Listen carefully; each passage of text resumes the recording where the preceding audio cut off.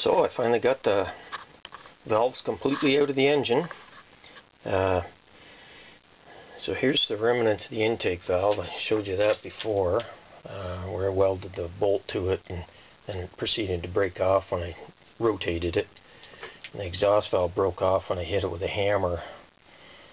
It wasn't the first hit, it was about the 20th hit, but it broke. So anyway, so then what I did, I took a punch, made a big punch, 3/4 inch on the aluminum on the intake, and drove the piece of the valve that was standing straight up there.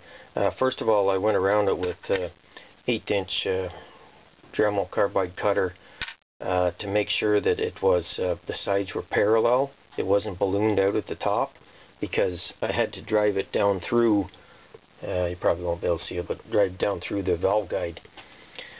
So then I drove it down until it was almost to the bottom here, and then I Dremeled through it and used one of those vibrating tools that cuts back and forth. It's almost like a hacksaw, but it's not.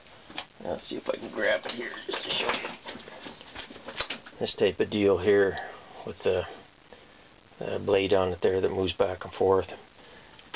But it was just a bimetal blade and didn't really like cutting the valve, so I went part way through it, then dremeled it a bit, and then hit it with a hammer, and it snapped off. So then I kept pounding with my various series of punches here. So once I got it bottomed in the port there, then I had to switch to this guy, and then once that didn't work, then I had to switch to another pin punch, and I had to cut it off a second time. And so you can see the pieces here. So this is the very top. It's got pitting on the one side there, and this is the next section, and then this is the section where the valve keeper mounts into there.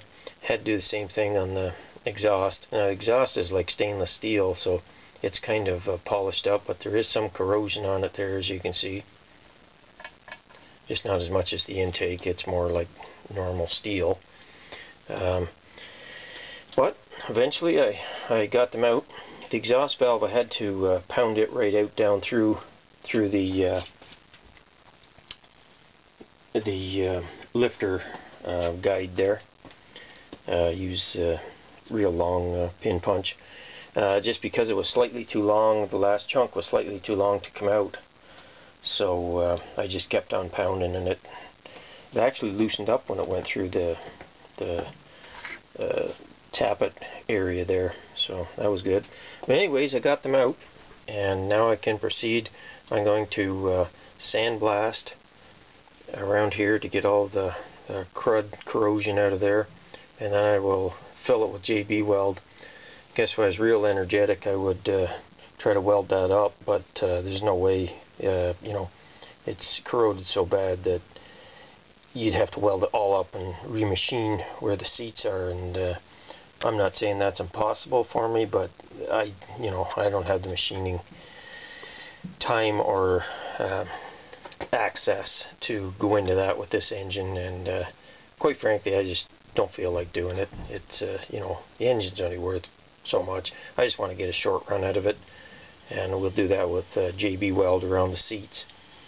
So and now I move on to the fun job of removing the piston. I'll also take this what's left of a muffler stub out of it, and I got various bolts that I have to get out.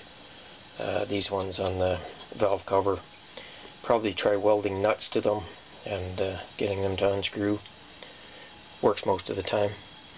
Anyway, continuing on here, just wanted to show you the great joys I had getting the valves out of this severely corroded engine.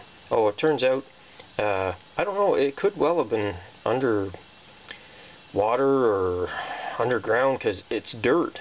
It's all this brown stuff. It's actually like sandy dirt in the crankcase and intake manifold everywhere. It's a type of sand. Very strange. Anyway, once again, thanks for watching the series and for being interested in it. I know this is kind of an unusual one, rescuing a old fossil like this that's in such bad shape.